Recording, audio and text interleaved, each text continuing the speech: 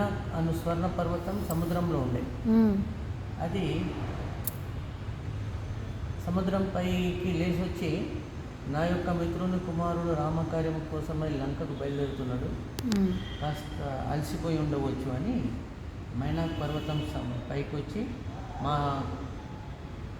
శిఖరంపై కాస్త విశ్రాంతి తీసుకొని మా ఆతిథ్యం స్వీకరించి రామకార్యం కోసం లంకకు బయలుదేరండి అని అంటే హనుమంతుడు అంటాడు, రామకార్యం పూర్తి కానిది మాకు విశ్రాంతి ఎక్కడికి అని చెప్పి హనుమంతుడు అతనికి నమస్కరించి చేతితో అట్లా ముట్టుకొని లంక వైపు బయలుదేరి జయ శ్రీరామ్ అని లంక వైపు బయలుదేరి.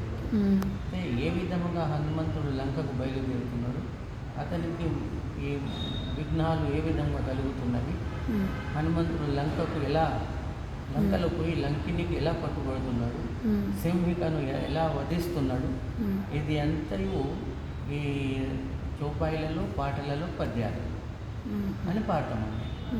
పాడితే అర్థం చేసి పాడినాక అర్థం చెప్పినాక పాడినాం కదా, ఆ పాడినది ఏదైతే ఉన్నదో అదంతా చౌపాయిలలో ఆ దోహాలలో ఉంటుంది.